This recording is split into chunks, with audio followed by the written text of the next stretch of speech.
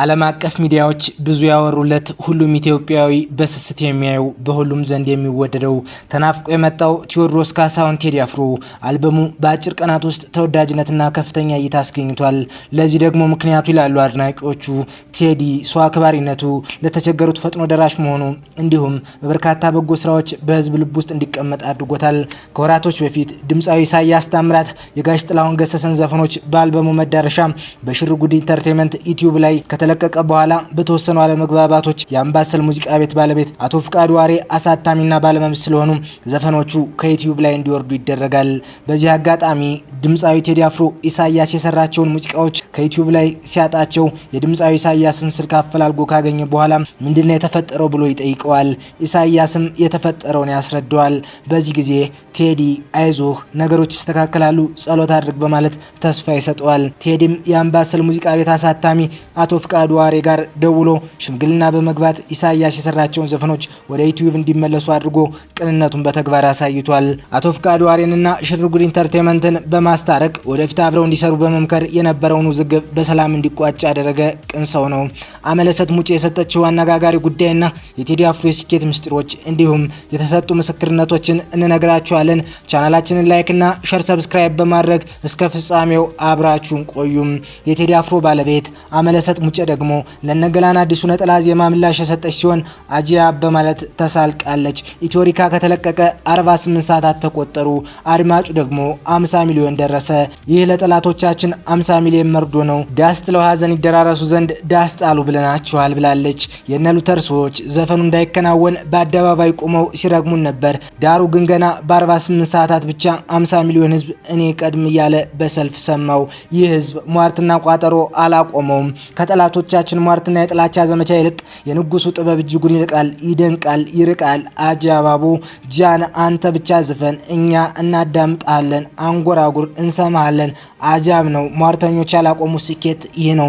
50 ሚሊዮን ብለህ መዝግቦ ስትልም የቴዲን ጠላቶች በነገር ሾተል ወጋ አድርጋችኋለች። ያሬድ ሹመቴ ለቢቢሲ አማርኛ ስለ ቴዲ አፍሮ በሰጠው ምስክርነት እንዲህ ይላል። ቴዲ አፍሮ ሁልጊዜ ውስጡ የሚያመውን የሚያስጨንቀውን የሚረብሸውን ሀሳብ በሙዚቃ ምጦ እንደሚወልዳቸው ያሬድ ሹመቴ ያስረዳል። ብዙ ጊዜ ከቴዲ ጋር ስንገናኝ የማስተውለው ነገር ጭንቀቱ፣ ህመሙ ሁሉ የአንድነት፣ የሀገር ጉዳይ፣ የኢትዮጵያዊነት ጉዳይ በጣም ያሳስበዋል።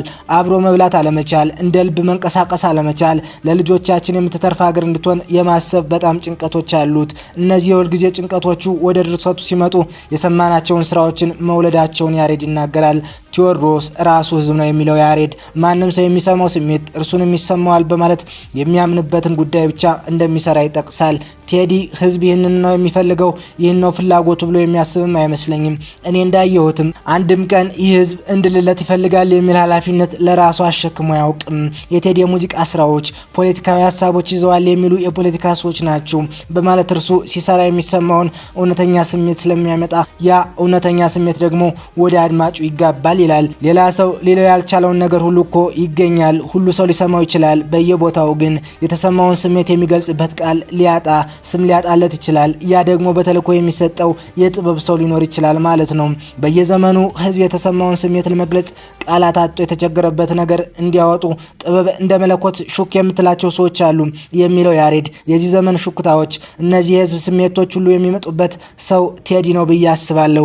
ግን ያ ማለት ፖለቲካ ውስጥ ገብቷል ማለት አይደለም በማለት ቴዎድሮስ ካሳሁን እውነትን ከመግለጽ ውጭ ሌላ ሀሳብ እንደማይታይበት ይናገራል። የቴዎድሮስ ካሳሁን አጼዎች ቴዎድሮስ በስራዎቹ መካከል የሚጠቅሳቸው የቀድሞ ነገስታት ከፊት ተርታ የተቀመጡት አጼ ኃይለ ሥላሴ ናቸው። 1993 ዓ.ም በታተመውና በኤልያስ መልካ በተቀናበረው ስራ ውስጥ ከተካተቱት ስራዎች መካከል ሁለቱ የአገር ዋርካ የሆኑ ሰዎችን ያነሳሳል። ግርማዊነቶ አጼ ኃይለ ሥላሴን፣ ኃይሌ ደግሞ በሩጫው መድረክ የአገር ባንዲራ ከፍ አድርጎ ያሰቀለው ኃይሌ ገብረስላሴ ተወድሶበታል።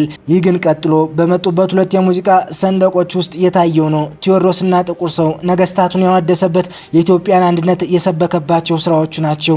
ያሬድ ቴዎድሮስ ካሳሁን ከልጅነት ጀምሮ ስለቀደሙ መሪዎች ክፉ ሲነገር ሰማው፣ አሁን ይበቃኛል፣ ደግሞ ያልተነገረው መልካም ነገር ብናገር ይሻለኛል እንደሚል ይናገራል። በኢትዮጵያ ታሪክ ውስጥ በተለያዩ የታሪክ አጋጣሚ መጥተው ስለመሩ ነገስታት በርካታ አሉታዊ ነገሮችን ይናገራሉ። ስለዚህ ከቀድሞ ነገሮች የተሻለ የሚያደርጉ የሚያራምዱ ጉዳዮችን ብንወስድ የሚል መነሻ አለው። ስለ አፄ ኃይለ ሥላሴ የአፍሪካ ህብረት በማቋቋም የነበራቸው ሚና አጉልቶ አሳይቶ አስተዋጽኦአቸውን ዘክሯል። እንግዲህ ጀግና ለመፍጠር ከዚህ ቀድሞ የነበሩ ጀግኖችን ማውሳት አዲስ ጀግና ይፈጥራል። ጀግናን ማንቆለባበስ ደግሞ አዲስ ጀግና እንዲቀና መንፈሳዊ ተነሳሽነት እንዲኖረው ያደርጋል። በጥቁር ሰው ውስጥ ስለ ኢትዮጵያዊነት አንድነት በአንድ ስለመቆም ከመላው ኢትዮጵያ ተባብሶ አድዋ ላይ ከትሞ ድል ስላመጣው ሰው አንድነት ጉዳይ ነው የሚያወራው የሚለው ያሬድ እኔ የሚመስለኝ የጥቁር ሰው የሙዚቃ የኢትዮጵያዊነትን አንድነት የማይወድ ሰው ላይወደው ይችላል።